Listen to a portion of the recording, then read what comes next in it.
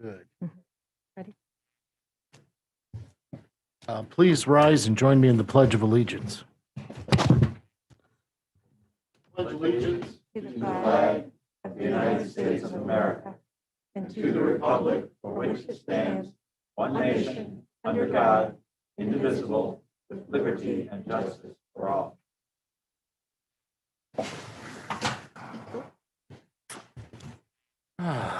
Okay. Thank you to everyone for joining us this evening. Kay, could you call the roll? Dennis, Here. Harold, Here. Hollenbaugh, Here. Phipps. Here. Robinette, Here. Roland. Here. Zanfordino. Here. All right. The minutes from our last meeting have been distributed for your perusal. Are there any additions or corrections to the minutes? Seeing none, do I have a motion? I move that we approve the minutes of the council meeting held January 19th, 2021. Second. Okay, properly moved and seconded. All in favor, say aye. Aye. Opposed, same sign. Okay. Correspondence. Kay, do we have any correspondence this evening?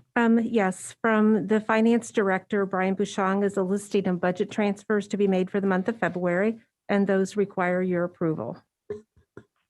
Okay, do I have a motion to approve the budget transfers? So moved. Second. Properly moved and seconded. All in favor, say aye. Aye. Opposed, same sign. All righty. That's all I have. Okay. Prior to starting lobby visitations, Mr. Mayor, would you come forward and Thank you, Mr. President. I'm going to ask you to join me. This is a really bittersweet presentation, quite honestly. But let me first of all say that we are so thrilled that Vasiliki Leontis is with us this evening. And what we wanted to do this evening, Vasiliki, was to present to you a couple of different things. We have, and please, if you'll join us, we have a copy, a framed copy of the resolution City Council passed on January 4th, honoring service of police. The words in the resolution speak for themselves, and we're just really grateful for the opportunity to present this evening for you to keep in your. So I'll let Mr. Hollenbaugh hold that. And then we're also pleased to present a couple of framed pictures. These pictures, which are terrific, were taken by Brian Bouchong, our finance director, who also is an amateur photographer. Looking at these, you wouldn't guess that he's an amateur because they look very professional. But as you can see, the first picture is a picture of Neocles getting sworn in as council with you standing proudly by his side. And then the second picture is a picture of all of the councilmen together. So it really is our great pleasure this evening to present these to you with all of our sympathies, our appreciation for the many contributions of Mr. So if you'll please accept these with our help, fellow appreciation.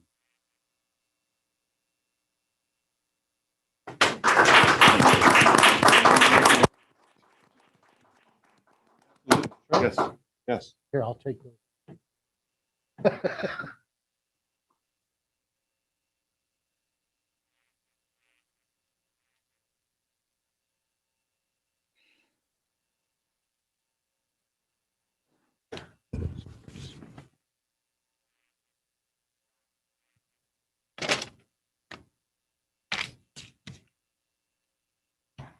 So I would like to thank Mayor Aspaker, the City Council, and the City Administration for this resolution honoring my husband Neocles. So please know that the year 2020, taxing and tragic though it was for us and for so many others, had otherwise been a very productive and satisfying year for Neocles. And I won't exaggerate in saying that I had never seen Neocles in all our life together so happy and so satisfied as during that year, because he was immersed in his political and activist sphere, and you here, as well as the citizens of Bowling Green, obviously are part of that sphere, and everyone involved can take great credit for making Neocles so happy. You can take credit for that. So I want to thank you. I also want to thank Mr. Aspeker and Bruce Jeffers and Sandy Rowland and Mark Hollenbow for visiting me at home. I was really touched by their earnest sympathy and their unconditional support for me, even their eloquence. So thank you for that. And lastly, most importantly for me, I want to express my love and profound gratitude to the entire community of Bowling Green for the esteem they have and expressed for my husband, and also their concern and support for me when I was at my lowest levels. So it's this community that I and Neocles have always called our one and only home. And I personally embrace it with solid devotion and all the loyalty I can muster. So I'll finish by saying that I want this community to know that certain people, myself included, are putting together a memorial scholarship in the name of Neocles at BGSU to fund students who study science and the humanities, and also art, perhaps. I think it's something Neocles would embrace, because the goal of the scholarship is to inspire students for better academic work and eventually to allow them to have good professional lives. So I want you to know this. Anybody who wants to know more about it can contact me. Thank you again.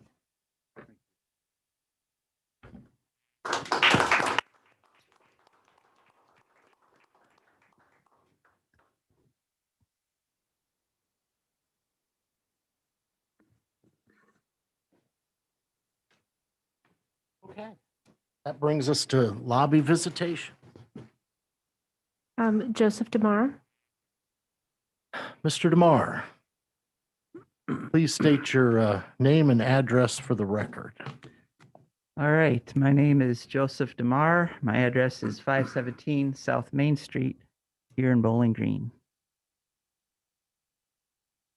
Okay, and I do just want to add, Neocles was a personal friend of mine, and his loss hit all of us, the whole community, very hard. So, and actually, I have it in my remarks that I was going to mention that it was about almost 10 years ago that Neocles got me involved in an issue that was before the council.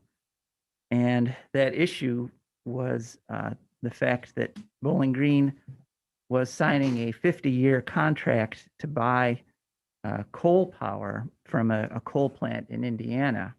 And he was very upset about it. And a number of us came together under his leadership, and we fought it. We tried to tell the council and the Public Utilities Commission that this was a bad idea going forward.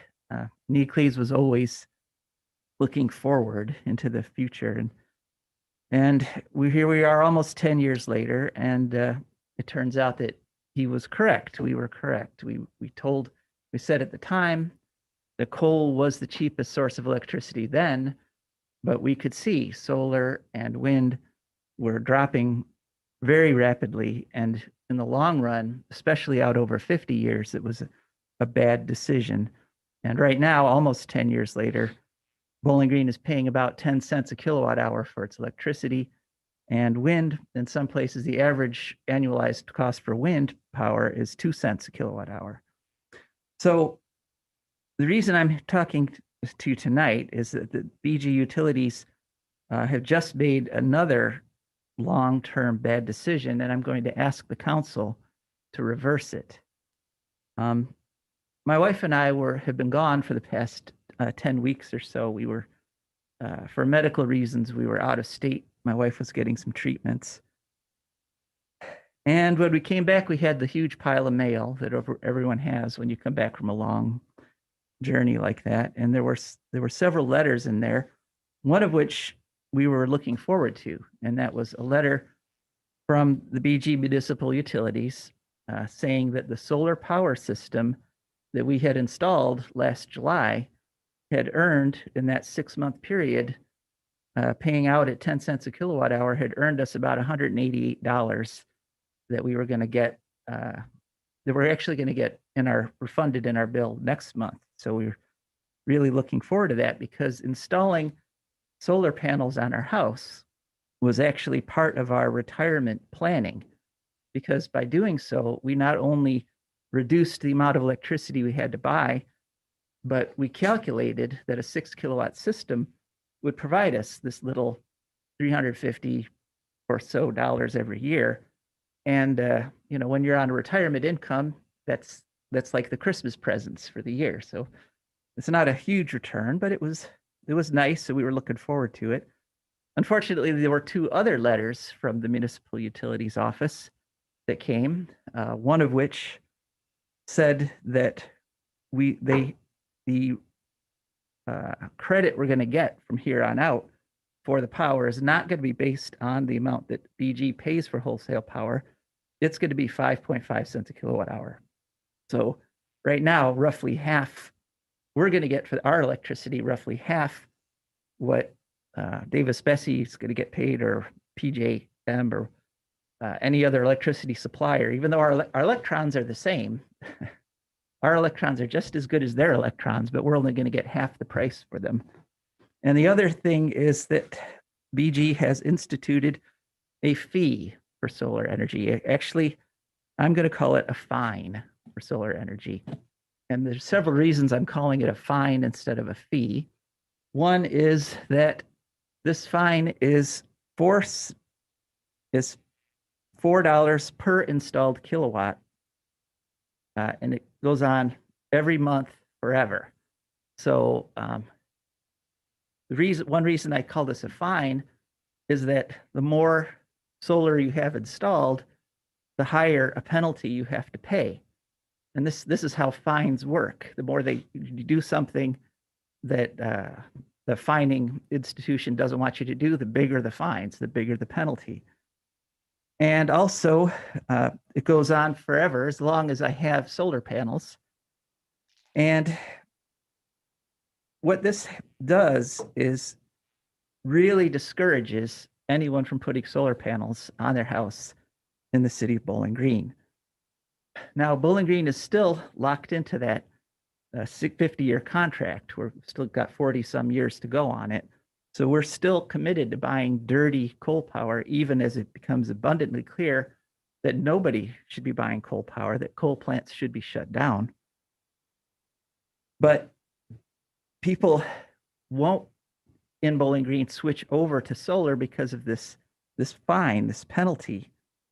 And this potentially is a worse deal than the 50-year deal, because there's no end to it. This is not a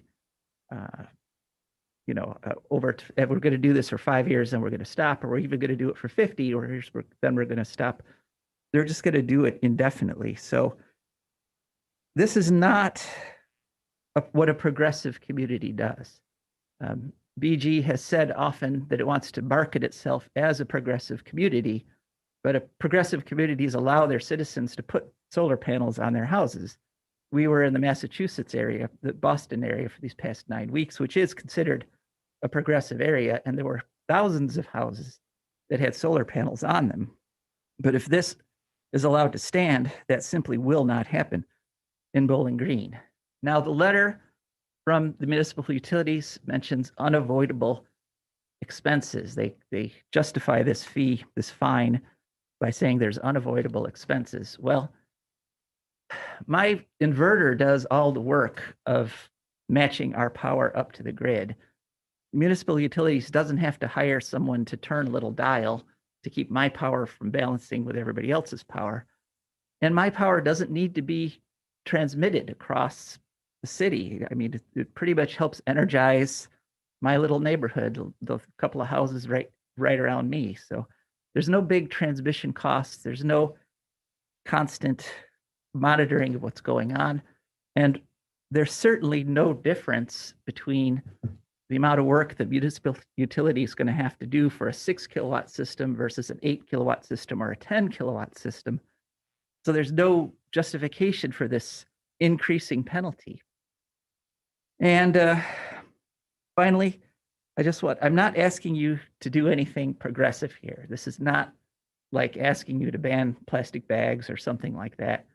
All I'm asking you to do is reverse a regressive decision, because putting this policy in place is something that's going to actively discourage the transition to clean energy. And having the individual homeowners invest in their houses, increase the value of their homes, and spend their own money is pretty much the only way Bowling Green is going to be able to get away from that 60% coal power, because now by making that decision almost 10 years ago, now you've put it back on us, on the citizens. You get us out of this deal. And we can. Many of us have roofs that face south. We can help Bowling Green become a clean energy city with our own investments and our own money and our own sweat and toil, but not if we're going to be fined for doing that. So I'm asking the city council to reverse this decision, which was put in place very quickly back in October, November. Thank you. Thank you very much. Do we have anyone else signed up for lobby visitation? No, that's all. All right. Brings us to the introduction of new legislation. I sent it down. Mr. President, Mr. Robinette. from the Finance Committee, we have an ordinance authorizing the municipal administrator to enter into a contract with Hull and Associates, Inc. for design and engineering, and to advertise for bids and enter into a contract or contracts for the construction of a Marks communication tower. All right. I believe that's it for introduction of legislation. Which brings us to official reports. Mr. Mayor. Good evening, everyone. I just have one item I wanted to comment on. If you'll recall, in the 2021 budget, the city funded a body camera system for the police division. Chief Hetrick, who's with us this evening today, reported to staff today that the police division was successful in being awarded a grant to help with the funding of that system, which I wanted to publicly say thank you to Chief Hetrick and his staff for their efforts to apply for this grant that will certainly provide needed financial support. And additionally, Chief had mentioned this afternoon that they are in the process of identifying the equipment that needs to be purchased. They're in the process of doing that. There will be training involved, and that the goal is that the system will be online in the second half, near mid-year, the second half or part of this year. So I just thought that report would be satisfying to council, and most importantly, I wanted to provide public appreciation to Chief Hetrick and those involved in the police division in securing this grant. So that is all I have, pending any questions that you might have. Are there any questions for the mayor this evening? Thank you. Thank you very much. Municipal Administrator, Ms. Treader. Good evening.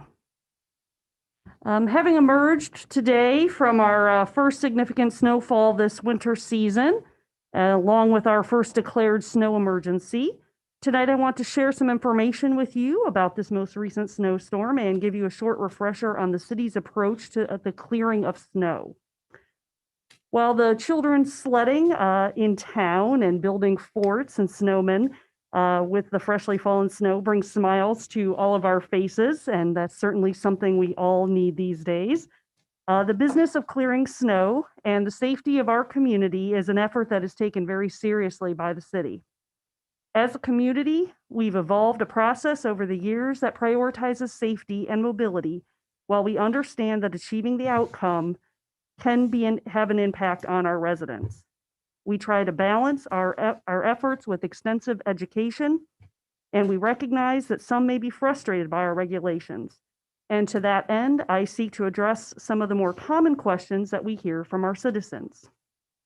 The city of Bowling Green has established a long list of policies and procedures of how the community operates during a snow event. While that information is published annually and is listed prominently on the city's website, we understand that many may not review this information as it only becomes relevant when we have a significant snowfall. Therefore, as a predicted snowstorm approaches, the city ramps up its communication efforts to prepare people. We are fortunate that the city has increased its communication reach through numerous outlets ranging from social media to our Code Red system. While the system may have been in effect longer, the city has published and posted signage on designated snow streets since at least 1978. While there are various criteria that results in a street being designated as a snow street, generally these are the more heavily traveled roadways that connect major areas of the town and or narrow streets with a history of being challenging to clear, and they are streets, of course, that have parking. So for example, one of the things I'm often asked is, why is Pearl Street not a snow street? And that's because there's no parking on Pearl Street. Additionally, all cul-de-sacs in the city are designated snow streets. The complete list of snow streets is on the city's webpage, and that is reviewed annually. Changes are not often made to encourage consistency and routine, but as new subdivisions are added or other challenges are revealed, the list is subject to amending and is always published in the newspaper annually, listed on the website, and also, very importantly, there are signs on all designated snow streets. Those signs give information indicating that parked cars must be removed when snowfall reaches 2 inches and above. So why do we designate snow streets? The city's goal in determining these routes is to allow for the more thorough cleaning of these roadways, which allows for improved movement for the public and also, significantly, public safety access in the case of an emergency. Also, when you picture years where we've had accumulating snow, a snowstorm, a break, another snowstorm, this allows us to get those streets cleared before the next snowstorm hits. Also, importantly, clearing the streets adequately allows for catch basins to become cleared. If you recall, again, years where you have a lot of ice, where you'll have rain mixed with snow, where you'll have events where a lot of different things are happening, those catch basins do tend to get jammed, which again then cause other problems on the streets. This is our opportunity to get those cleared off as effectively as we can. Working around parked cars results in a very patchy clearing and causes a cascade of problems. It is for that reason that we encourage anyone who can to leave not park their car on a street during a snow event. Certainly it is the law during snow event, designated snow streets, but we encourage anyone that can remove a car anywhere that it's going to be a more effective system should we remove as many cars as possible. Now, we recognize that removing cars from a designated snow street can be a burden to residents, and that finding alternative locations to park is certainly a challenge. The police, as often as they can, will work on a street to identify who owns a car and get them to move it. For example, in this last storm, we declared the snow emergency at 7 a.m. That meant effective at 9, but cars that unfortunately did have to be towed as part of that snowstorm, that was not done until afternoon.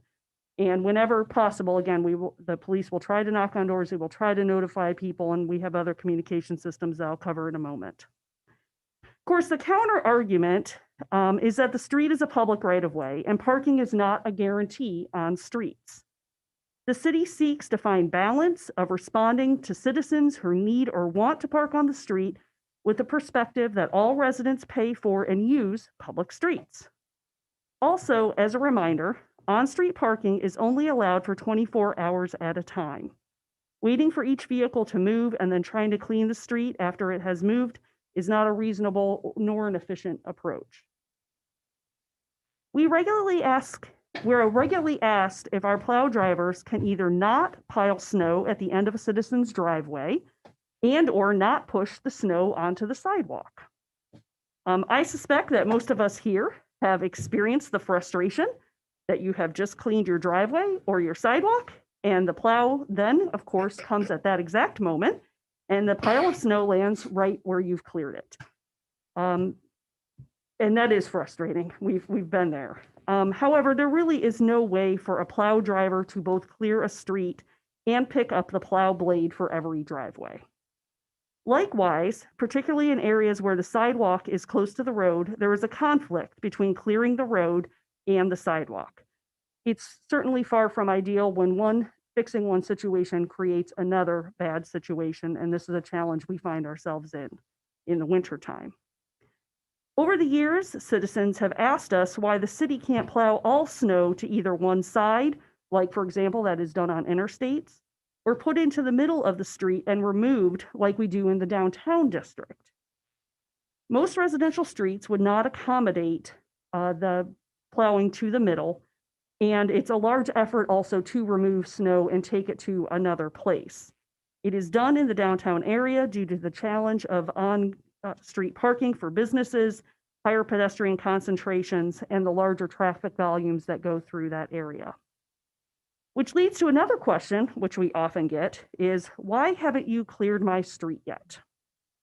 Our Public Works Division has developed a priority for street clearing that is adjusted for each storm event depending on the circumstances of that storm.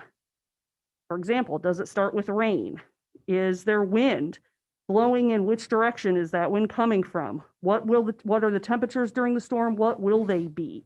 Is there already accumulated snowfall? And you can imagine that list goes on and on. Generally speaking, roads with higher traffic volumes are the highest and the ongoing priority. Again, depending on the length of the event. Oh, I'm missing a page. There it is. I have lost my place. Depending on the length of the event.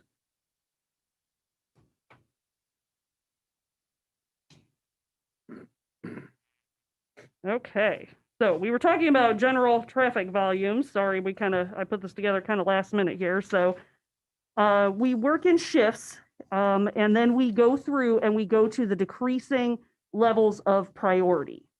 So snow streets are given a higher priority than those central arteries. Then we move to the other residential streets, and then finally alleys and other ways. Again, this is going to depend storm to storm because each storm is different. Sometimes 4 inches comes all at once, and then we're able to clear it up and move on. Other times it's ongoing. It can go on for 24 or 48 hours. So while as a citizen, we understand the route you drive feels that that's the most important thing to you, and that you want that cleared immediately, and we understand that, but please keep in mind that everyone feels that way. Between the priority system, the assignment of crews to individual wards, and a GPS system that tracks road clearing coverage, the city will get to all areas before we leave from our 24-hour response operation. Although a snow emergency goes into effect when 2 inches of snow have accumulated, the city announces an effective time and gives a minimum of 2 hours notice to remove cars. Note that in cases where there is an overnight snow, the earliest declaration is at 7 a.m., meaning that cars have to be removed by 9 a.m. The city has many, many ways for citizens to access information, from our traditional media to a push alert through the Code Red system. We encourage all residents to find a way to connect with us.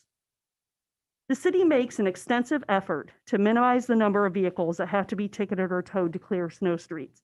Again, we mentioned when the police are able to, they will contact owners if they can find them to move. Please know that we recognize that there is an impact either way. We certainly don't take lightly the impact of those who are ticketed or towed. Yet, if we don't act, that can have a public safety impact, and it minimizes the efforts of those who did adhere to the regulations and removed their cars. This was the first declared snow emergency of this winter. It lasted just over 24 hours, from Sunday at 7 a.m. until Monday at 7:45 a.m. By way of comparison, the city only had one snow emergency last year, and it lasted 7.5 hours. Going back a few years, we all may recall the horrendous winter of 2013 and 14.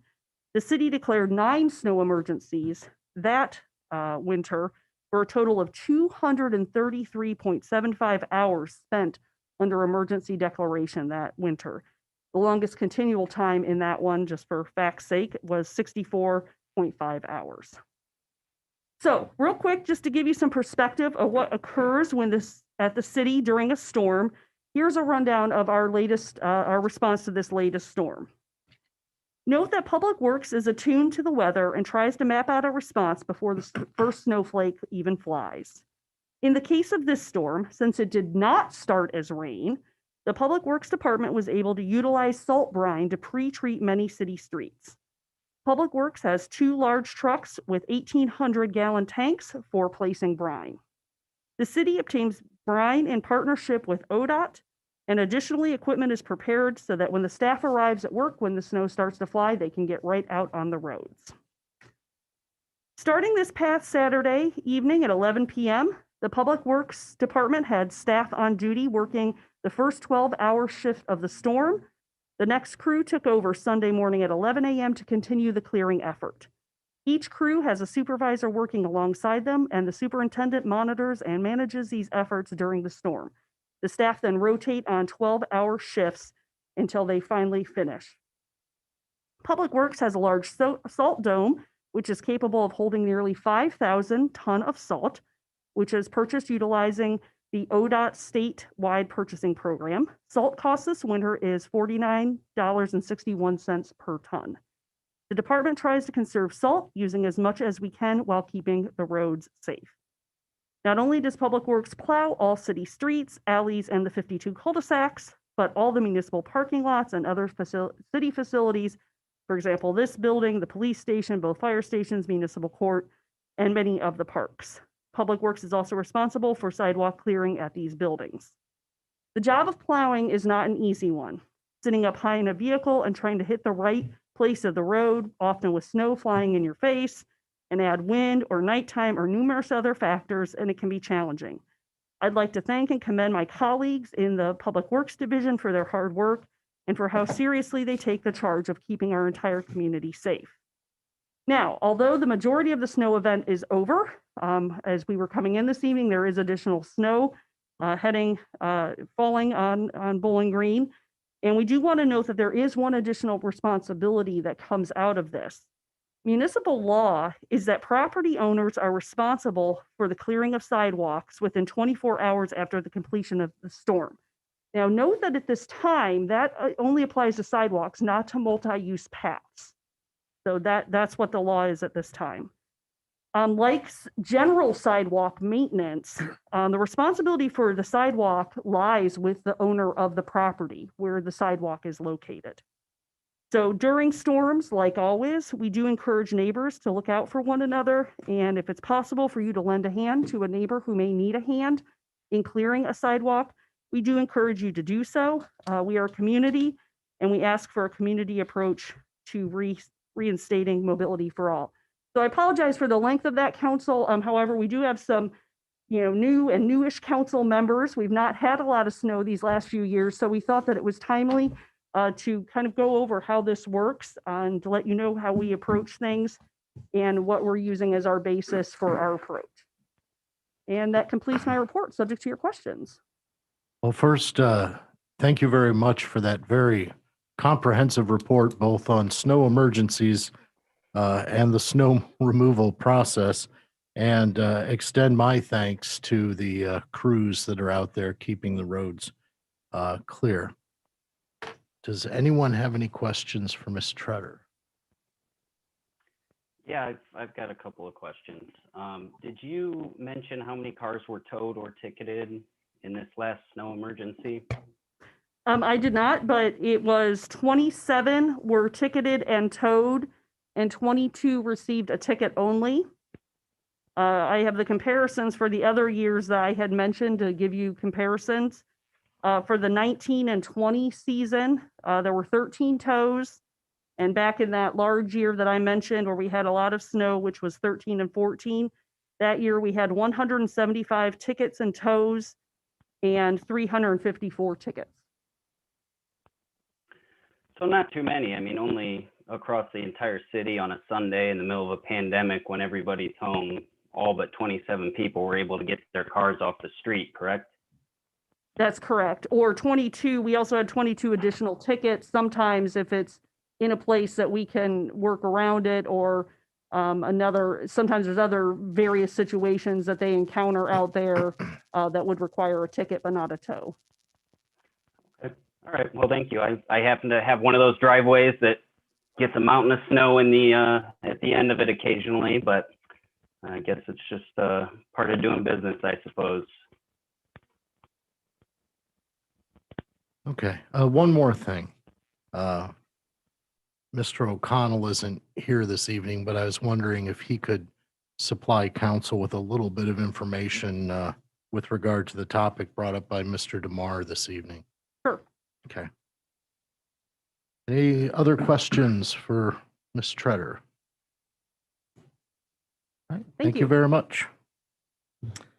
Okay, let's see. Planning Director.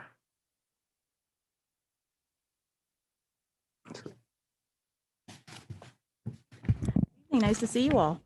Earlier today, I emailed all of council a 2020 review of the planning department.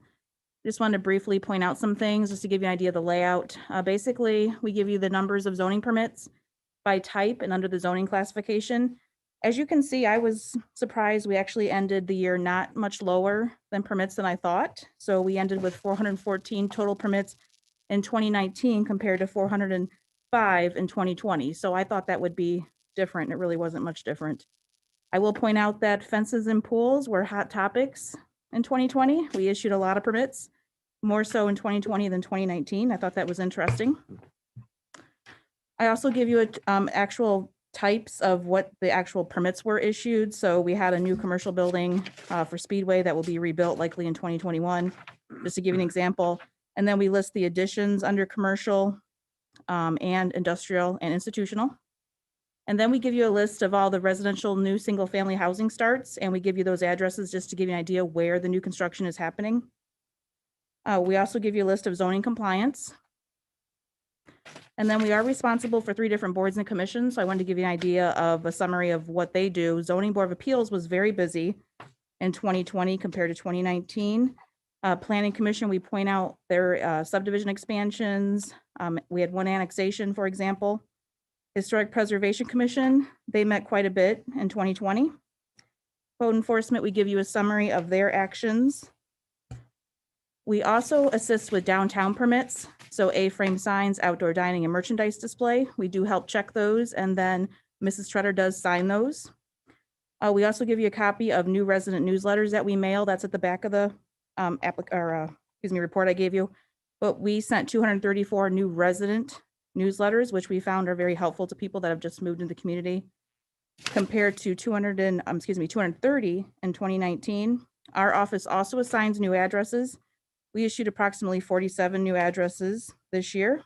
We also give you a summary of the Wood County Health District, the number of complaints and those resolved. We are also due for our 5-year exterior housing survey in 2021. So that work will start early this year. Obviously, when the weather clears, they will get started on that, and we will share council those results. And then we also give you a list of plan implementation, what's happened in 2020. So of course, the BG Gateway was a very important implementation item that occurred.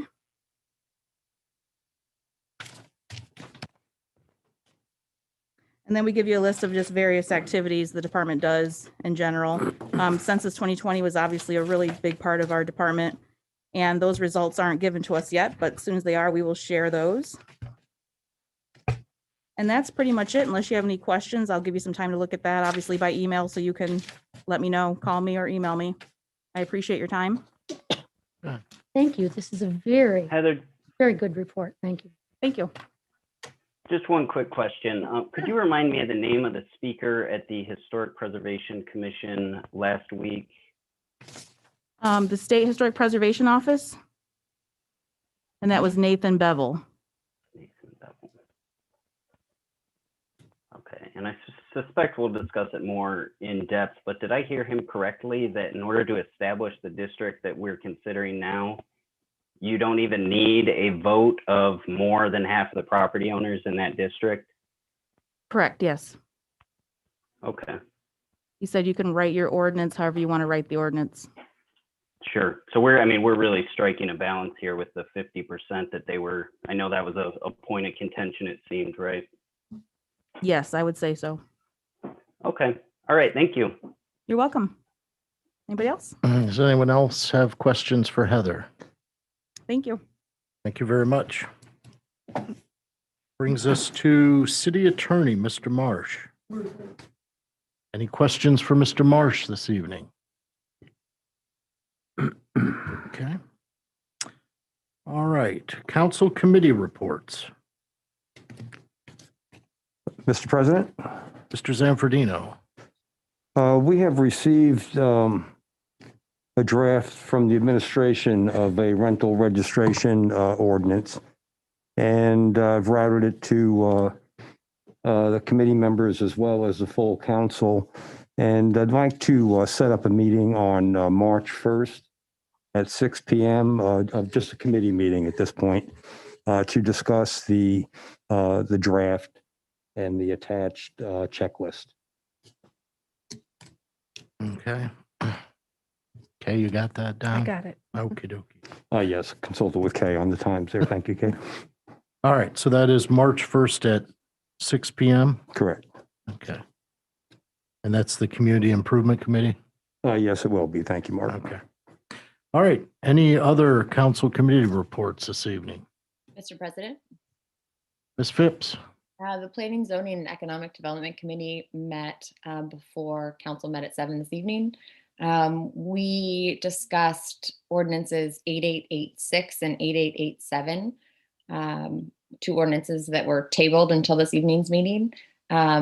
They proposed to rezone properties along East Wooster to the new Gateway zoning district. There was no opposition expressed during our meeting. All right, thank you very much. Mm-hmm. Any other council committee reports? Okay, that brings us to the reading of legislation. Kay?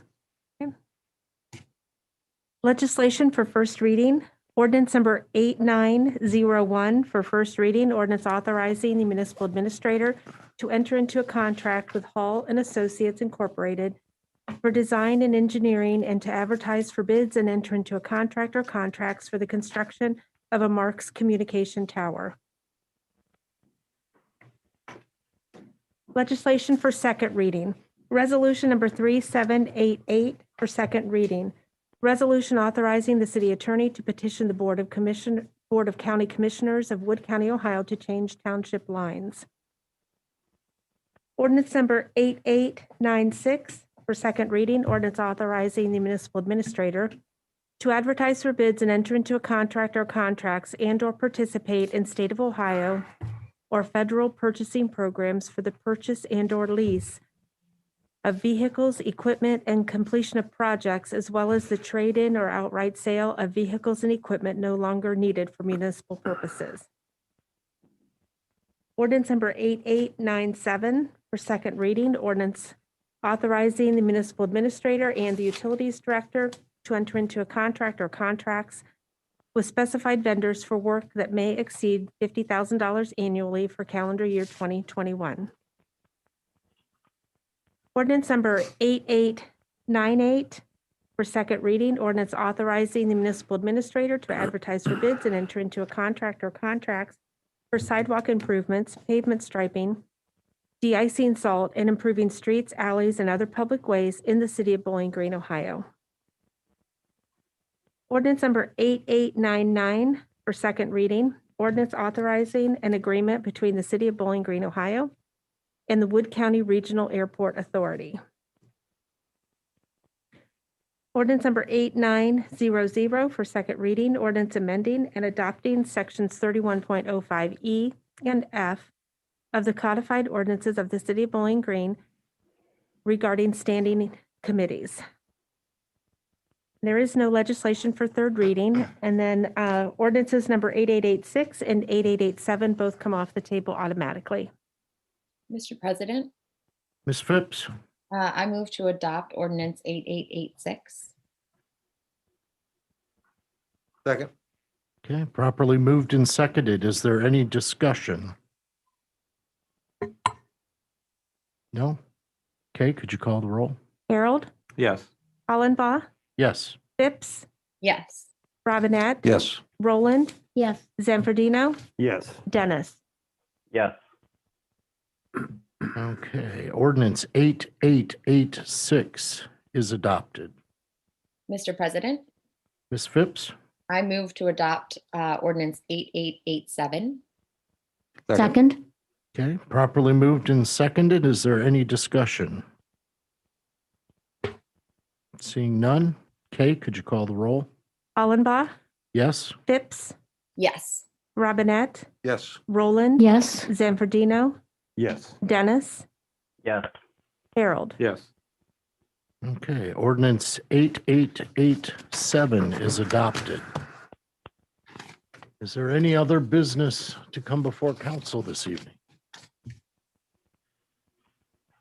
Do I have a motion to adjourn? So moved. Second. Properly moved and seconded. All in favor, say aye. Aye.